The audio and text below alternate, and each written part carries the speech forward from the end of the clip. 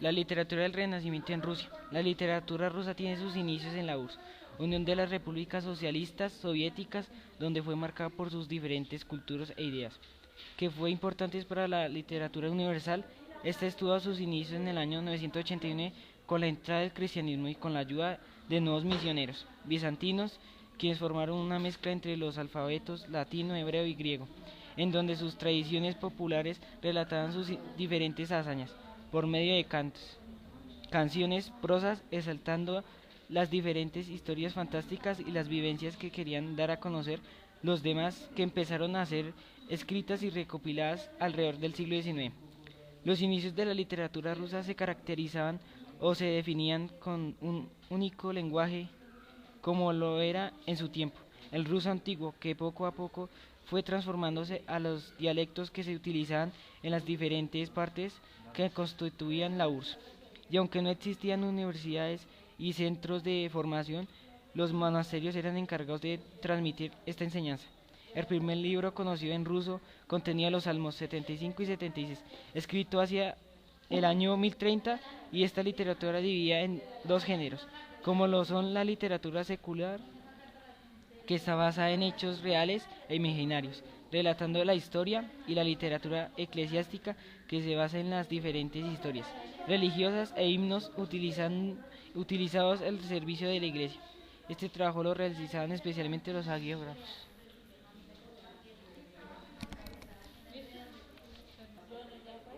La época del Renacimiento marcó gran diferencia en el siglo XV, ya que se unifica Rusia convirtiendo a Moscú como su centro cultural. Los avances del laicismo provocan diferentes conflictos a nivel religioso y político. Esto hace que la literatura renacentista tome este mismo camino, produciendo escritos en prosa que buscan transmitir e imponer el poder de la Iglesia sobre el Estado.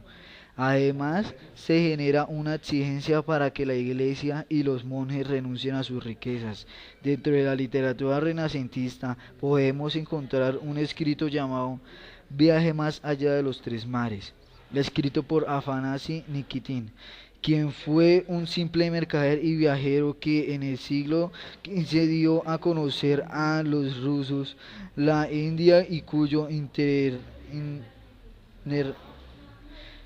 itinerario. Las literaturas eclesiásticas continuó generando polémicas debido a las diferentes obras plasmadas por Máximos el Griego, quien basó sus escritos en los momentos difíciles que se vivieron en aquella época debido al desorden y exceso de los zares, y las diferentes autores denunciando crueldades e indolencias cometidas por las diferentes gobernantes, y reclaman un régimen justo con principios morales, haciendo con esto responsable de los destinos de su país, el zar y sus diferentes súbditos. Entre 1553 y 1554 llegó a Rusia la posibilidad de iniciar la impresión de libros, y fue Iván Flodorov el encargado de realizar este trabajo, imprimiendo el primer libro llamado El Apóstol. Y fue el uso de la imprenta la que marcó el desarrollo y la difusión de la cultura rusa. El soberano Iván IV de Rusia escribió epístolas al príncipe Andrei Kurovsky, respondiendo con este escrito a sus diferentes enemigos que tenía en el estado. También compuso algunos poemas y cánones musicales de temas religiosos.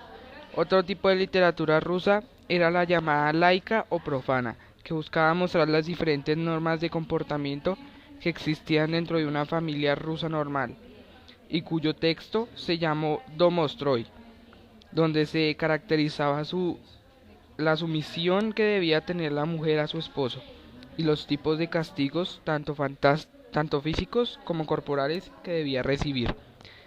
En general podríamos decir que Rusia vivió una literatura llena de mezclas políticas y religiosas.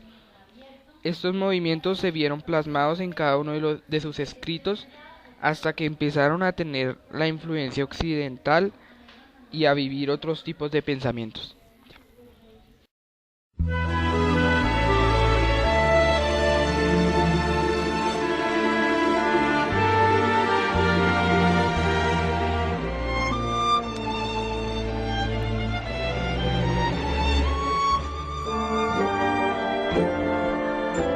Stillness in the grove, not a rustling sound. Softly shines the moon, clear